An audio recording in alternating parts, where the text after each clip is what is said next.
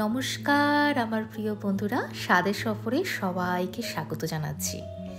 আজকের একদম শীতের সবজিকে সঙ্গে নিয়ে হাজির হয়ে গেছে একটা দারুণ রান্না দেখাবো বলে। ভাবছেন তো শীতকাল চলে গেছে, তাহলে আবার শীতের সবজি কোথা থেকে এলো? এখনও বাজারে যদি চলে যান, শীতের সবজির দেখা কিন্তু মিলবে।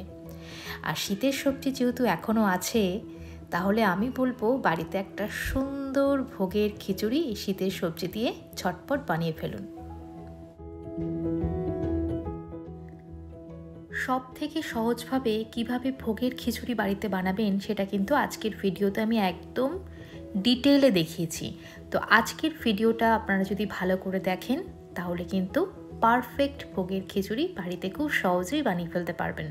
তবে হ্যাঁ, আমি একটু আলাদাভাবে বানাই। সেটা কিভাবে বানাই সেটা তো অবশ্যই আপনাদেরকে দেখাবো।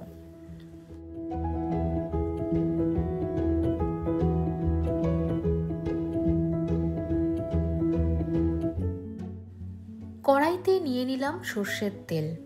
আমার কাছে কিন্তু খিচুড়ি মানেই সর্ষের তেল। হ্যাঁ, সর্ষের তেলে খিচুড়ির বা যে কোনো রান্নার যে স্বাদ আসে সেটা কিন্তু একটু হলেও আলাদা হয়।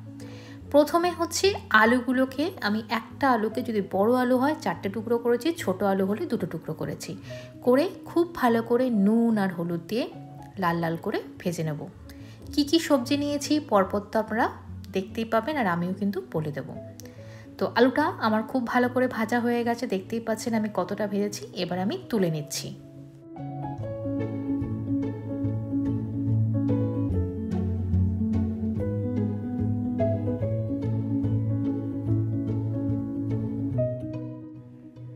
এবার আমি ভেজে নেব মিষ্টি আলু আর গাজরটা, ওই একই নুন আর পরিমাণ মতো হলুদ দিয়ে, যাতে সবজিগুলোর গায়ে খুব সুন্দরভাবে নুন আর হলুদটা ঢুকে যেতে পারে।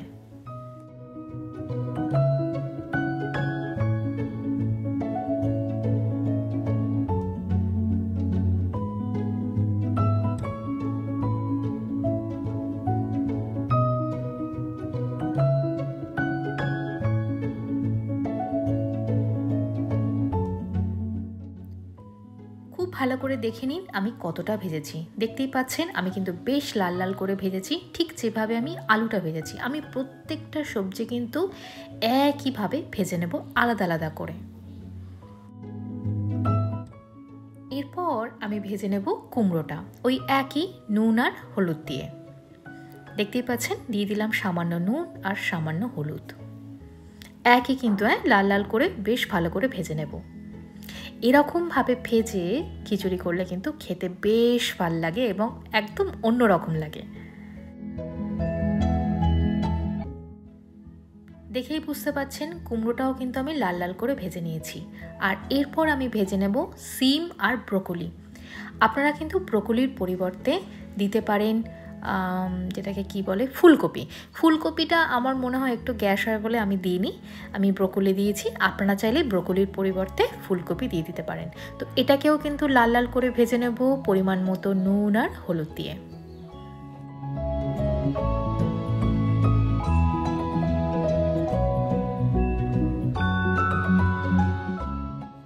এরপর হচ্ছে ফোড়নে কি কি দেব। ফোড়নে রয়েছে জিরে, গোটা জিরে, তেজপাতা, শুকনো লঙ্কা আর আদা বাটা। যেহেতু এটা সম্পূর্ণ নিরামিষ খিচুড়ি, তাহলে বুঝতেই পাচ্ছেন এইগুলোই কিন্তু ফোড়নে দিতে হবে। দিয়ে এবার বেশ কিছুক্ষণ একটু তেলের মধ্যে এইভাবে নাড়িয়ে নিতে হবে, যাতে আদার কাঁচা গন্ধটা চলে যায়। বেশ কিছুক্ষণ নাড়িয়ে নেবার পর এবার আমি দিয়ে দিচ্ছি আগে থেকে ধুয়ে জল ঝরিয়ে রাখা মুগ ডাল আর মুসুরির ডাল। আপনারা চাইলে শুধু মুগ ডাল দিয়ে করতে পারেন, আমি একটু মুসুরি মিশিয়ে দিয়েছি।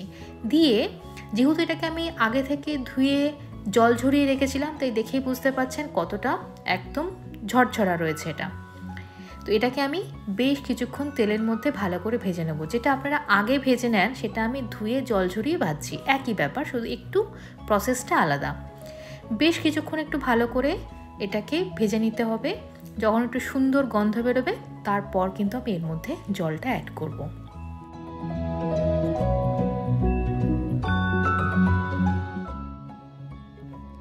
ডালটার রঙটা খুব ভালো করে লক্ষ্য করুন। তার মানে ডালটা কিন্তু খুব সুন্দর ভাজা হয়ে গেছে। আর ডালটা ভাজতে ভাজতে যখন খুব সুন্দর একটা মিষ্টি গন্ধ বেরোবে, তার মানে ডালটা ভাজা কমপ্লিট। এরপর আমি দিয়ে দিচ্ছি পরিমাণ মতো জল। জলের রেশিওটা কি করে বুঝবেন, যদি আপনি হাফ কাপ ডাল আর হাফ কাপ চাল নিয়ে টোটাল 1 কাপ ব্যবহার করেন চাল আর ডাল, তাহলে আপনারা 4 কাপ বা 5 কাপ জল ব্যবহার করবেন যদি সবজি দিয়ে রান্না করেন, কারণ সবটাই তো জলের মধ্যে সেদ্ধ হবে, সেই পরিমাণ জলটা না দিলে আঠার মতো হয়ে যাবে। এবার আমি দিয়ে দিচ্ছি কাঁচা লঙ্কা, টমেটো, পরিমাণ মতো হলুদ, নুন আর চিনি, কারণ চিনিটা দিতেই হবে, ভোগের খিচুড়ি কিন্তু সামান্য মিষ্টি লাগে। খিচুড়ি বানানোর ক্ষেত্রে জলের পরিমাণটা একটু বেশি রাখতে হবে, কারণ তার মধ্যে ডাল, চাল এবং সবজিটা সেদ্ধ হবে। তার মানে 1 কাপ রেশিও ধরলে 4 কাপ জল ব্যবহার করলে আমার মনে হয় খুব ভালো হবে, বা একটু বেশিও হতে পারে।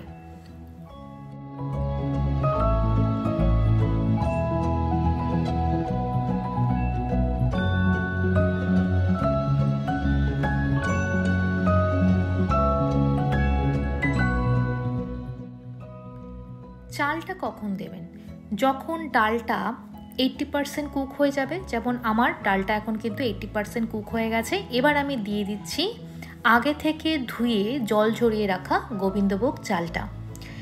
এইবার চালের সাথেই কিন্তু আমি সবজিটা দিয়ে দেবো, আর কিন্তু দেরি করা যাবে না, কারণ সবজিটা ভাজতে ভাজতে অলরেডি তো 60 to 70% কুক হয়েই গেছে, মিনিমাম 60% তো কুক হয়ে গেছে। এবার এই চালটা সেদ্ধ হতে হতেই সবজিগুলো আমার খুব সুন্দর করে সেদ্ধ হয়ে যাবে।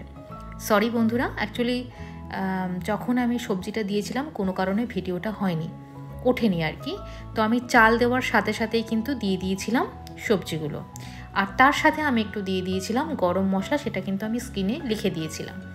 তো এবার এটাকে দিয়ে আমি আরও কিছুক্ষণ ফোটাবো। আর এখন কিন্তু খিচুড়িটা প্রায় অলমোস্ট হয়ে গেছে, 90% কুক হয়ে গেছে। এবার আমি দিয়ে দিলাম মটরশুঁটিটা। এবার বাকি 10% আমি এইভাবে নাড়িয়ে চাড়িয়ে আরও কিছুক্ষণ এটাকে সেদ্ধ হতে দেব।